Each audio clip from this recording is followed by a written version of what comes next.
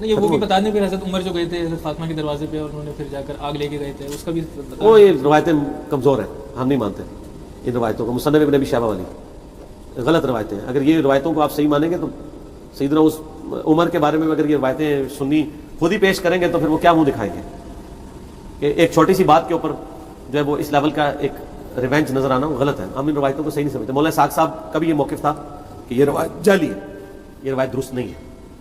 شیخ زبیر صاحب نے مجھے خود بتایا تھا کہ میں پہلے اس روایت کو صحیح سمجھتا تھا، لیکن مولانا اسحاق صاحب نے جب میری طرف پیغام بھجوایا تو میں نے اس پہ غور کیا تو میں بھی اس روایت کو صحیح نہیں سمجھتا.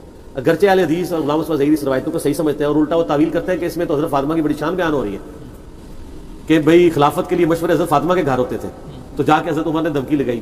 وہ شان کو لے کے بیٹھے ہوئے ہیں، ان کو یہ نہیں پتا کہ حضرت فاطمہ کو کس کیپیسٹی میں حضرت عمر دھمکی لگا سکتے تھے. ان کے باپ تھے، وہ چچا تھے، تایا تھے، کیا تھے، کسی کیپیسٹی میں بھی نہیں تھی بنتی. نبی کریم صلی اللہ تعالیٰ علیہ وآلہ وسلم کے صحابہ کرام رضی اللہ تعالیٰ عنہم کے خلاف ایک منفی پروپیگنڈا کرنے کے لیے ایک جھوٹا قصہ گڑھا گیا ہے، جو جھوٹا قصہ توہین اہل بیت، توہین مولا علی مرتضیٰ، توہین سیدہ فاطمہ الزہرا اور نبی کریم علیہ الصلوۃ والسلام کے تمام صحابہ کرام رضی اللہ تعالیٰ عنہم کی توہین پر مشتمل ہے. وہ جھوٹا قصہ ملا باقر مجلسی نے اپنی کتاب حق الیقین میں، اصول کافی میں اور یہی واقعہ الاختصاص میں شیخ مفید نے ذکر کیا، اور وہ اس انداز سے وہ قصہ بیان کیا کہ جس وقت خلیفہ ابو بکر کی بیعت لینے لگے تو عمر نے آ کے نعوذ باللہ مولا علی رضی اللہ تعالیٰ عنہ سے زبردستی ابو بکر کی بیعت لی، ان کو زبردستی گھر سے نکالا، نعوذ باللہ ان کے گلے میں رسی ڈال کے ان کو باہر نکالا اور زبردستی وہاں دربار میں لے کے گیا، ان سے بیعت لی. اور سیدہ کائنات فاطمہ الزہرا رضی اللہ تعالیٰ عنہ کے گھر کو، ان کے دروازے کو توڑ دیا گیا، سیدہ پاک رضی اللہ تعالیٰ عنہ کو زد و کوب کیا گیا، ان کو نعوذ باللہ ٹھڈے مارے گئے، ان کے چہرہ مبارکہ پر تماچے مارے گئے، نعوذ باللہ. اور پھر سیدہ کائنات رضی اللہ تعالیٰ عنہ کے ہاں بچے کی ولادت ہونے والی تھی جن کا نام محسن تھا، وہ شہید ہو گئے. اور آخر میں عمر نے سیدہ فاطمہ الزہرا رضی اللہ تعالیٰ عنہ کے گھر کو آگ لگا دی، نعوذ باللہ تعالیٰ. یہ جھوٹا قصہ گڑھ کے تو نبی کریم علیہ الصلوۃ والسلام کے صحابہ کرام بالعموم اور حضرت ابو بکر عمر رضی اللہ تعالیٰ عنہما کے خلاف بالخصوص یہ منفی پروپیگنڈا کیا جاتا ہے. حالانکہ یہ واقعہ مکذوبہ جھوٹا واقعہ، اس کا حقیقت کے ساتھ کوئی تعلق نہیں ہے. عقلاً، نقلاً، روایتاً، درایتاً، شرعاً، اخلاقاً، عرفاً، ہر اعتبار سے یہ جھوٹا واقعہ ہے. یہ واقعہ بالکل اس کے پلے کچھ حقیقت نہیں ہے. جب یہ واقعہ پیش کیا جاتا ہے تو فوراً ایک سادہ مسلمان کے ذہن دماغ میں ایک سوال پیدا ہوتا ہے کہ نعوذ باللہ اگر یہ واقعہ پیش آیا ہوتا تو سیدنا مولا علی مرتضیٰ شیر خدا کرم اللہ تعالیٰ وجہ الکریم، حیدر قرار، فاتح خیبر، شیر خدا، وہ اس وقت انہوں نے سیدہ پاک رضی اللہ تعالیٰ عنہ کا دفاع کیوں نہیں کیا؟ بنو ہاشم موجود تھے، انہوں نے دفاع کیوں نہیں کیا؟ اور نبی کریم علیہ الصلوۃ والسلام کے 1.25 لاکھ صحابہ موجود تھے، انہوں نے دفاع کیوں نہیں کیا؟ یعنی کیا مولا علی مرتضیٰ شیر خدا رضی اللہ تعالیٰ عنہ پر شرعاً، اخلاقاً، عرفاً کیا ان پر یہ واجب نہیں تھا کہ وہ سیدہ پاک رضی اللہ تعالیٰ عنہ کا دفاع کرتے؟ انہوں نے سیدہ پاک کا دفاع کیوں نہیں کیا؟ چلو تمہارے عقیدے کے مطابق، تمہارا یہ عقیدہ ہے کہ نبی کریم علیہ الصلوۃ والسلام کے دنیا سے پردہ کر جانے کے بعد صرف 4 مسلمان باقی بچے تھے، باقی سارے مرتد ہو گئے تھے. 3 یا 4 کا روایت میں آتا ہے. السلام علیکم، بات کرو بھائی. وعلیکم السلام. جی جناب، کیسے ہیں؟ خیریت سے ہیں؟ ٹھیک آپ نے؟ ٹھیک ہے سے ٹھیک ہے آپ کی؟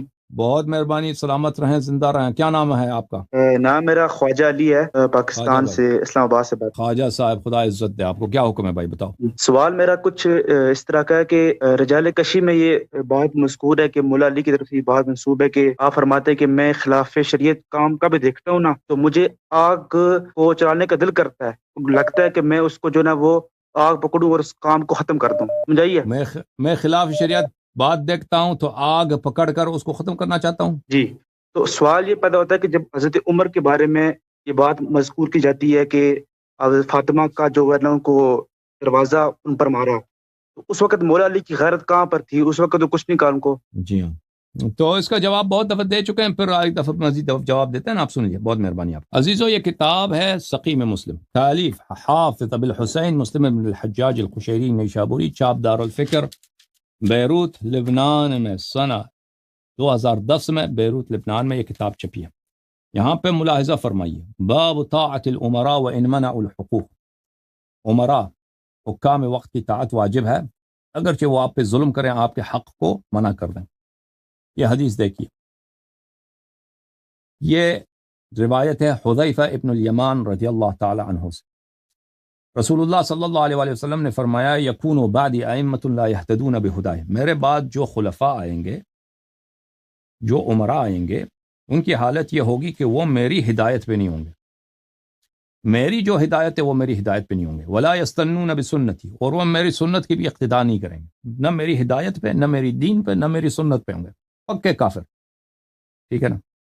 وسیقوم فیہم رجال، اور ان میں سے ایسے بھی خلفاء ہوں گے، ایسے عمراء بھی ہوں گے، قلوبہم قلوب الشیاطین فی جثمان انس، کہ ان کی روح جو ہے شیطان کی روح ہوگی، روح انسان کی، شکل حلیہ انسان کی، روح نفس پرسنالٹی ابلیس. یعنی کیسے؟ میرے بعد ایسے خلفاء آئیں گے، جو خلفاء آئیں گے وہ کیا ہوں گے؟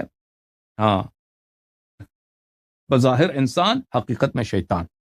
یعنی شیطان اگر انسانی روپ میں آ جائے تو آپ میرے بعد جو خلفاء ہوں گے ان کو دیکھ لیجیے. ٹھیک ہے نا. میں نے عرض کیا یہ جملے تو آپ کے بڑے خطرناک ہیں یا رسول اللہ صلی اللہ علیہ وسلم. آپ کے بعد تو بڑی مصیبت ہوگی، تو بہت بڑی مصیبت ہے آپ کے بعد، ہم کیا کریں؟ کیف اصنع یا رسول اللہ ان ادرکت ذلک. حذیفہ نے عرض کیا یا رسول اللہ میں اس زمانے میں کیا کروں؟ یہ حذیفہ جو ہے یہ عثمان کی خلافت میں اس کی وفات ہے. تو رسول صلی اللہ علیہ وسلم نے اس کو نہیں فرمایا کہ آپ وہ زمانہ نہیں دیکھیں گے، نہیں فرمایا. رسول صلی اللہ علیہ وسلم نے اس سے فرمایا تسمع وتطع للامیر وان ضرب ظهرك واخذ مالك فاسمع واطع. تم اس بادشاہ وقت کا جو شیطان ہے اس کی طاعت کرو، اس کی بات کو مانو، اگرچہ وہ وان ضرب ظهرك، وہ بادشاہ آپ کے پشت پر مارے، کوڑے سے آپ کے پشت کو مارے، واخذ مالك، اور تیرے مال کو بنا حق وہ چھین لے، پیسہ بھی تیرا چھین لے اور تجھے مارے بھی، اس کی طاعت کرو. فاسمع واطع، پر اس کی بات سنو، اس کی طاعت کرو. ٹھیک ہے نا. تو تمہارے مولوی جو یہ سناتے ہیں کہ امیر المؤمنین علیہ الصلوۃ والسلام اس وقت جب حضرت زہرا سلام اللہ علیہا پہ حملہ ہوا تھا اس وقت انہوں نے کیوں جہاد نہیں کیا؟ تو ان کو یہ جواب ہے ہمارا کہ جب تمہاری اپنی کتب میں یہ ہے کہ اسلام کا حکم یہ ہے کہ خلیفہ آپ کو مارے بھی، آپ کا مال بھی چھینے، وہ شیطان بھی ہو، اتنا بھی ایمان کافر نہ ہدایت پر ہے، نہ سنت پر ہے، نہ دین پر ہے. اور ہمارا عقیدہ بھی یہی ہے، خلفاء ثلاثہ کے متعلق ہمارا عقیدہ یہی ہے جو مسلم میں ہے. ٹھیک ہے نا. ٹھیک ہے. یہ ہو تم نے جب رسول پاک صلی اللہ علیہ وسلم کا ایک حکم نقل کیا ہے، وہ آپ پہ ظلم بھی کریں تو اس کی اطاعت کرو، طاعت کرو، اس کی بات سنو. ہم تو نہیں کہتے اس کی بات سنو طاعت کرو، ہم تو کہتے ہیں اگر طاقت نہ ہو تو تقیہ واجب ہے، اس کے خلاف جہاد نہ کرو. ہم یہ کہتے ہیں. اچھا، ہمارے نزدیک جو روایت ہے ملاحظہ فرمائیے کہ امیر المؤمنین علیہ الصلوۃ والسلام نے کیا کام کیا. ملاحظہ فرمائیے عزیزو، یہ کتاب ہے کتاب سلیم بن قیس ہلالی رحمہ اللہ، جز نمبر ثانی، چھاپ قم مقدسہ. یہاں پر یہ حدیث ہے، حدیث نمبر 48، 48واں حدیث. اس حدیث میں تفصیل ہے کہ عمر نے جب حملہ کیا تھا حضرت زہرا سلام اللہ علیہا کے گھر پر، تو امیر المؤمنین علیہ السلام نے کیا کیا تھا؟ فوثب علی بن ابی طالب علیہ السلام، علی بن ابی طالب علیہ السلام اچھل پڑے. فاخذ بتلابیب عمر، امیر المؤمنین علیہ السلام نے عمر کی کمر، جو ناڑا کی جگہ ہوتے ہیں، ناڑا، اچھا، یہ وہاں سے پکڑ لیا. ثم حزہ، پھر اس کو عمر کو اٹھایا، پھر دے مارا زمین پر. فصرعہ، دے مارا اس کو زمین پر. ووجہ انفہ ورقبتہ، اور اس کے ناک پہ، اب کس طرح وار کیا؟ تپڑ مارا، مکہ مارا سلام اللہ علیہ، اس کے ناک پر اور اس کے گردن پہ وار فرمایا.